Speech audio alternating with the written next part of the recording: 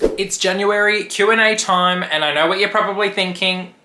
Connor, why is it taking you so long? Well, I don't know. I've had more pressing matters to attend to, like takedown of coach. No, I'm only kidding. But believe it or not, these questions that were asked at the end of January, they're still relevant in February, even though it's 2 weeks later. I know. But you guys asked some good questions over on the old IG and YouTubes, so let's dive on into them. But guys, if you are new here, my name's Connor and I like to talk about all things luxury on my channel. So if it is your first time, I'd love it if you could hit the subscribe button and the bell button so you're notified when I bring out new videos. And if you're returning, welcome back to my channel. Now, I did get a lot of questions for this Q&A, so I've cut them down to like 10 maybe, just so the video doesn't go for too long. But the best way that you can ask me questions for Q&A is either by following my Instagram account, theclosetbyconnor_. Every month I'm trying to do it. I can only try. And I'll put the request out on my Instagram stories. Alternatively, you should be subscribed to my channel because I also put a community post out there for questions, which you can only see if you're subscribed to my channel. So go and do that first, and then we can get into the questions, okay? Because I'm waiting. The first question on Instagram comes from KimiKopi1. She's asked, what was your turning point on YouTube to grow your channel?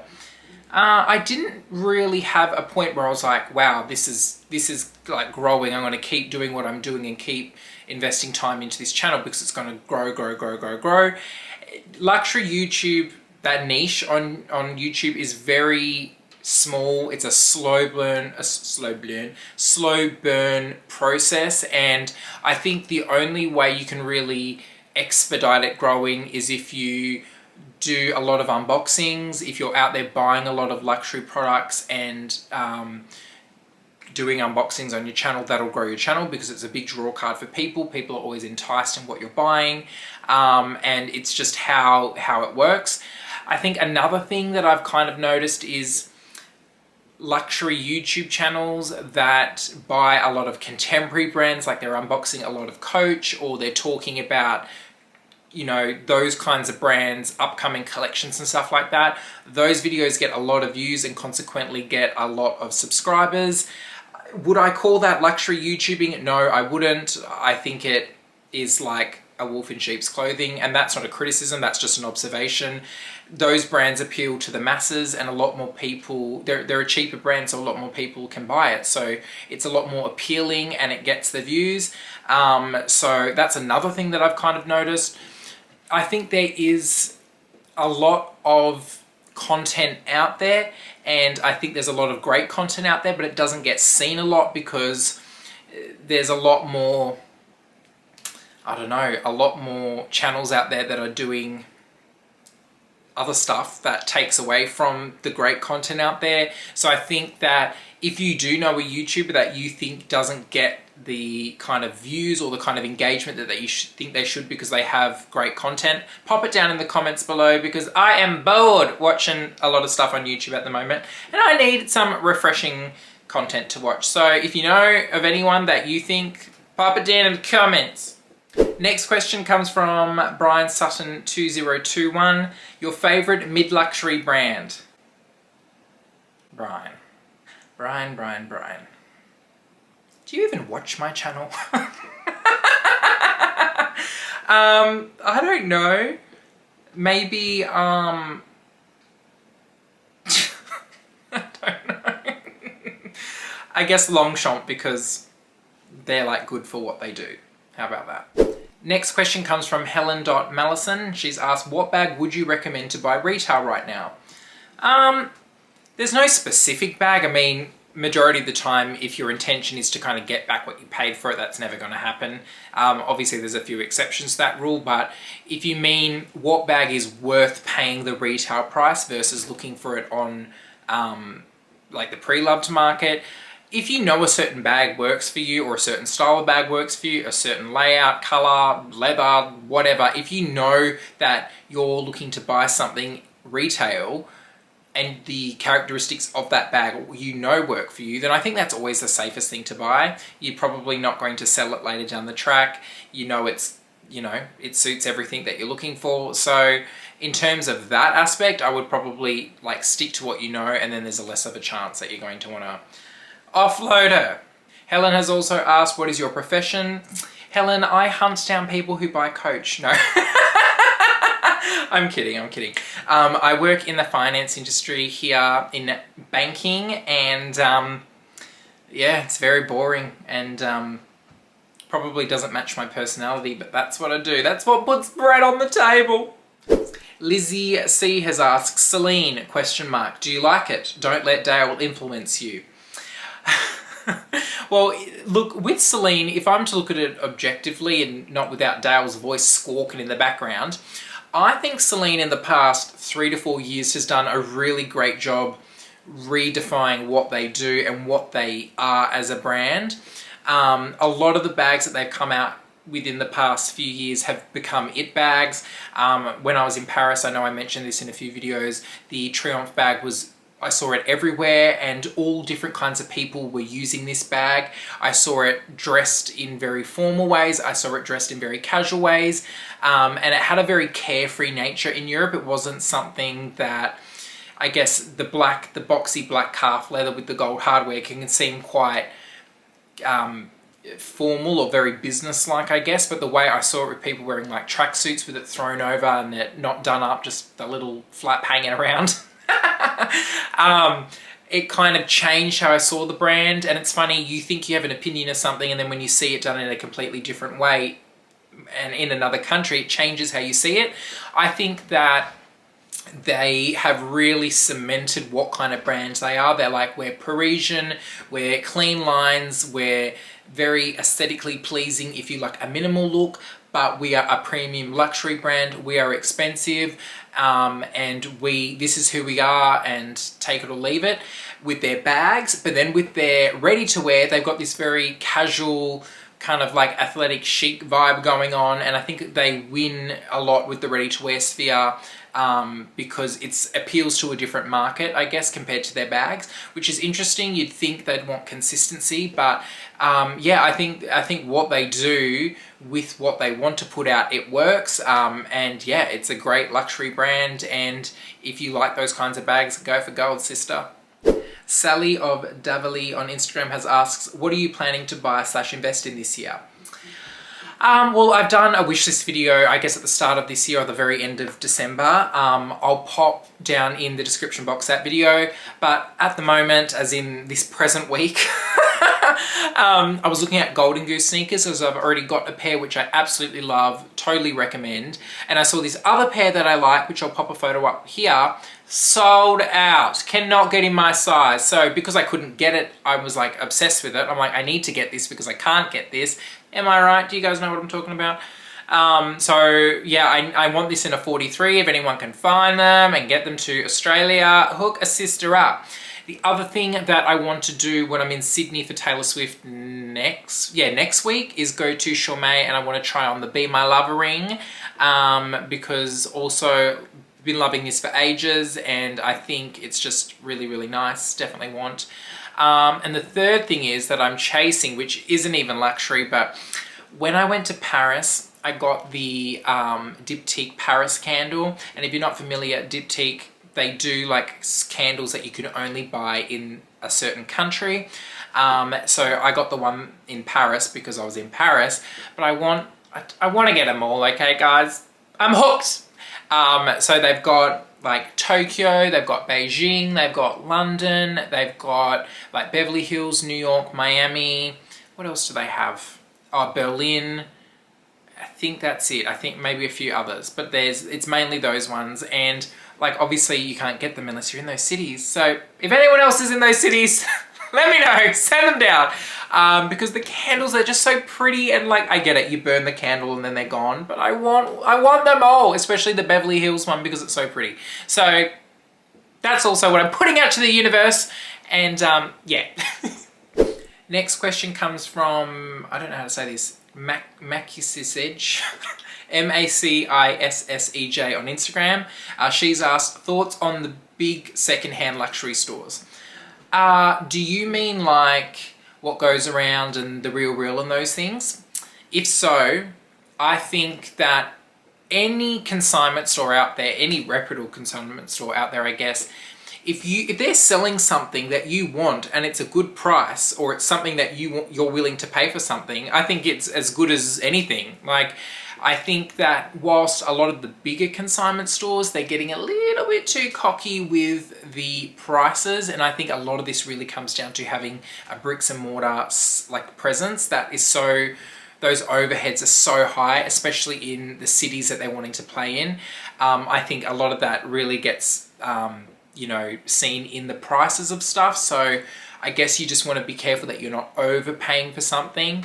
But at the end of the day, they do have items that are incredibly hard to get, and they might have been a vintage collection, or they might have been a collection in Y2K era where it was such an it bag then, and the condition that you can buy it from these stores now matches the price point. Yeah, it might be overpaying if you're looking at the age variables, but if it's something you want and you've been chasing it and they're selling it in a condition that is what you'd expect to pay for the bag, I'd say get it because you can't get it anywhere else. And yeah, luxury is a funny thing like that. You don't know how much you're willing to pay for something until the bag you want, the condition you want, the inclusions you want, or the year it's from, or whatever, is sitting there for sale at a price point, and only in that moment is when you would know whether you'd want to pay for it or not. So I would say, you know, if go for gold. I'm not going to say save your money, because like, if you can get it, get it. Pull the trigger. Yeah, I'm not a financial savings advice channel, so buy the bag. Luxury _ in reality has asked opinion on handbag leather cleaner and moisturizer products. I think, you know, as a luxury consumer and consigner, I think a lot of people don't just do basic cleaning of their bags, and you probably think, oh no, no, I don't want to damage the bag, I don't want to do this, I don't want to do that. You're not going to damage the bag. Like, the leather conditioner products out there, especially ones that I guess are designed for luxury handbags, unless you've got a really specific kind of leather, like a suede, I guess, or I don't know, like an exotic leather or something like that, where it's quite niche. General pebbled calf skins and, like, you know, pressed in leathers like caviar from Chanel, cleaning it with a leather cleaner isn't going to do anything, and a lot of the leather cleaners are water-based, so you're not going to damage the bag. Just give it a once over, even if it's just like a pre-spray, like those water pre-sprays, which just get a lot of like the dirt and grime off the surface level. I would say you should be doing that every few months, or if it's a bag that you use a lot, every, I don't know, maybe 1 to 2 months. Just give it a once over, test out a bit on the leather, I guess, if you're scared in an inconspicuous spot. I love saying that word. Like, just do that. Like, you're not going to hurt the bag. And there's so much information out there. There's so many reviews out there about these kinds of products that just do your research. It's never going to hurt. I get if you've got a really large collection, the last thing you want to be doing is cleaning your bags when you can barely be bothered to clean your own house, which I salute you. But I guess if you've got a smaller collection, it's a lot easier to do. Yeah. Hope that answers your question. Deluxe Tribute _ official has asked thoughts on Delvaux. Delvaux, interesting brand. Now, if you don't know about Delvaux, it's probably one of the oldest luxury brands, and it's like a Belgium luxury brand. And it's got that sort of Hermes vibes to it, like very rich quality, very simplistic kind of bag designs, but they hone in on craftsmanship and longevity of the bags and the long history of the brand. It's one of those very old luxury brands. And when I was in Paris, I went into a store just because I'm intrigued, you know, just wanted to have a little browse, see what they had. And the lady in the store, she was lovely. She talked to me about the history of the brand. She showed me some of the products, and I said, look, I love what the brand is, but none of the bags are really speaking my language. Like, they're very conservative. And albeit beautiful bags, but they're just not my cup of tea. But she didn't even care after I said that. She goes, oh yeah, you know, like there's so many different kinds of styles out there, and we probably don't have, you know, styles of bags that you like, but I'll just tell you about the craftsmanship anyway, because why not? And I was like, okay. So she told me all about how they make their bags and the history and how certain boutiques get certain styles of bags and yada yada yada. It was actually very interesting, and she was lovely, but I did get a better perspective on the brand. I think if there's a style of bag that they make and you like it, like, go for it. You're definitely going to get what you pay for. They are, you know, very expensive, but yeah, if you're in a city that has a store, we don't have any stores in Australia, and again, I think the closest probably store would be Singapore for us. If you are in a store there, have a look at some of their bags, because they do have pieces in there that other stores don't have, and vice versa. They do a lot of like exclusive, like European store exclusives or Asia Pacific store exclusives and stuff like that, or a rendition of a bag in a material like wicker, or exotics that are only specific to a region. So definitely go and check them out. You might find something in there that you didn't think they had or didn't think they even made, but yeah, it's a very interesting brand, and I think the quality really speaks for itself. But yeah, I was intrigued by them. _CH4CH. Hi Chris. He has asked pros and cons between Melbourne and Brisbane. Now I lived in Melbourne for 4 years, and then Brisbane, I think this is my 5th year living here. I love them both for different reasons, but towards the end of living in Melbourne, it was getting hard for me anyways to live there, because it was hard to get from A to B. It was just so much traffic, so busy. Like the same distance in Brisbane it would take me to get to work, that takes about 25 minutes. In Melbourne, it took over an hour. There was just so much traffic, and it was just hard to get places. Now, the public transport, I think, is really great there, and the shopping and the kind of lifestyle factor is a lot better than Brisbane. It's a very artsy, very fashion-forward city. There's lots of like festivals and food things and exhibitions at the gallery and shows and stuff on. So if you're someone who's big in entertainment and you're a big foodie, not that I'm a big foodie, but if you are someone that is a big foodie, like Melbourne's your city, it gets really, really cold there. I think their winter, I guess, is a good 8 months to 9 months of the year where you need a lot of layers. But if you're someone like me who likes the cold, I like that kind of weather over the heat. So I love that aspect of it. Brisbane is a lot more laid back, and I think Queensland, the state, is just a lot more laid back in general. It's very carefree.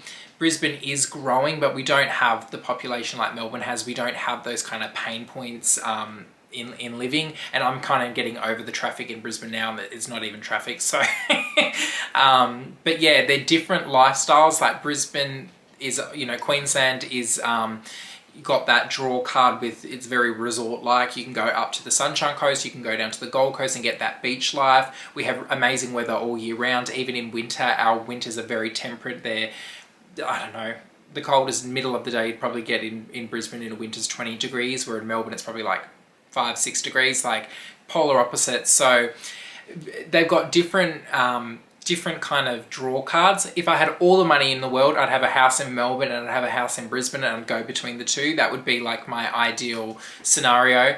But I have a special soft spot for Melbourne and Brisbane, but I think overall living in Brisbane is a lot more comfortable. LV Love Affair on Instagram has asked your favourite SLGs, either things you already own or wishlist items. I don't have any wishlist item SLGs. I feel like if there was something that I would want, I would just get it, because, you know, generally they're under $1,000. They're not a big kind of commitment. And I've got a few SLGs, so I would, if it was a double up, I would just get rid of one and, you know, switch it out sort of thing. But one of my favorites is this Galusha card holder that I got in Paris. I've told the story before, but I just stumbled by this little atelier whilst I was walking in Paris, and I found this like one of these in the window, and I just automatically fell in love.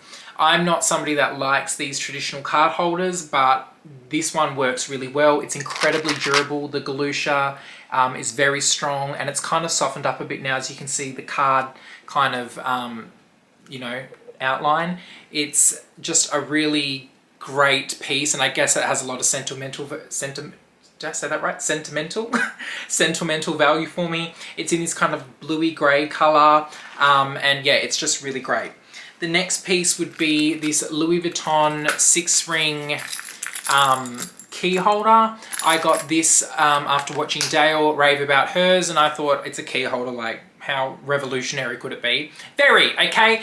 It's such a great piece. I love this black epi leather, very minimal. It's got the LV logo here, and it's in the, you know, it kind of reminds me of like tiger stripes, I guess, epi leather. And yeah, it's just a great piece.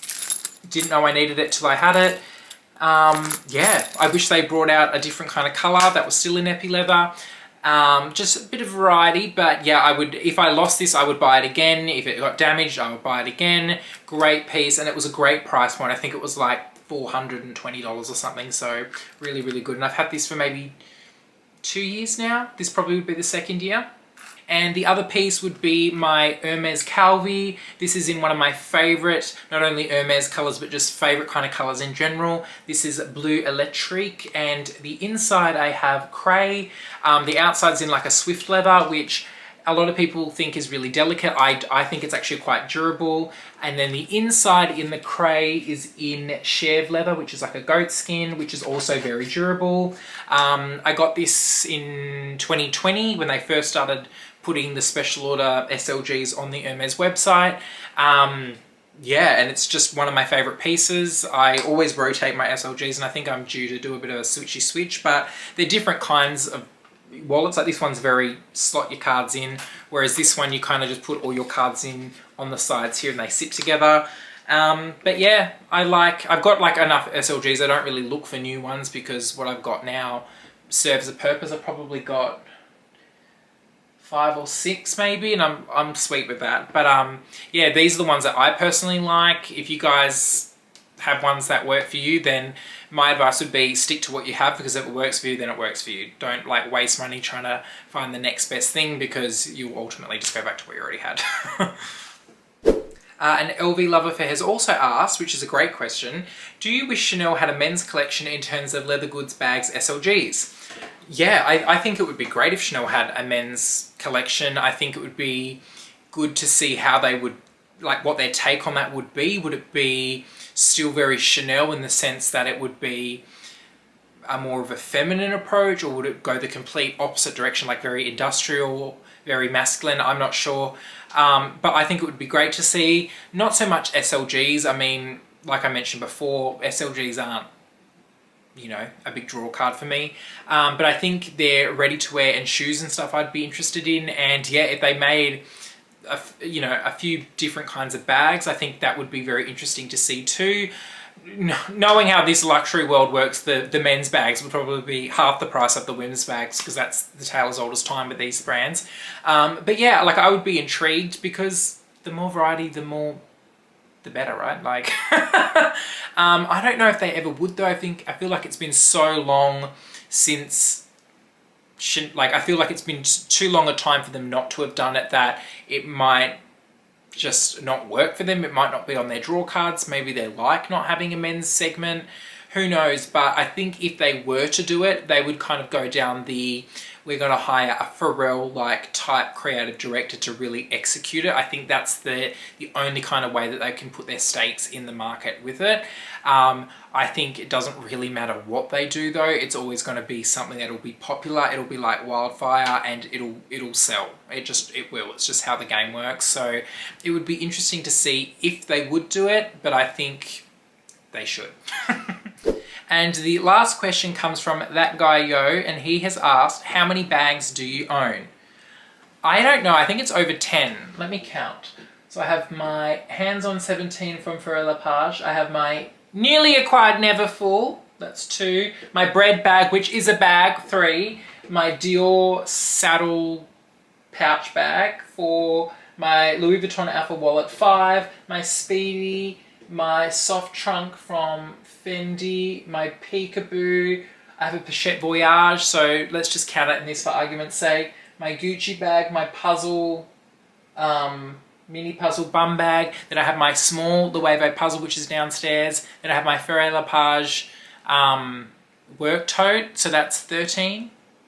12 if you don't count the Pochette Voyage. I think that's a comfortable number, but I don't know, I'm underwhelmed, so I need to be overwhelmed. Like, I don't just look at bags and be like, oh, I really want that. Like, I look at it very objectively. I'm like, do I really like that? Is it really sparking anything for me? So, yeah, I don't know. But I feel like 2024 is the year of colour. I feel like we're going to see a lot more colour in bags, and that's kind of what I want to see, in different textures. And I think the men's bags are like experimenting with different textures now, which would be interesting. So we'll see. But yeah, I'm underwhelmed this far. Thank you so much for watching my January Q&A, and keep an eye out on the socials for my... On the socials, God, what a wanky thing to say. Keep an eye out on my Instagram and my YouTube community page for the February Q&A, which I'll try to do at the end of February, maybe March. I'm terrible. I'm so sorry. I'm absolutely terrible. But yeah, keep an eye out for that whenever that happens, and ask whatever questions you like. But thank you so much for watching. I'd love it if you could give this video the thumbs up if you've enjoyed it, and consider subscribing to my channel if you have not already. Thank you, and I'll see you all very shortly in my next video. Bye!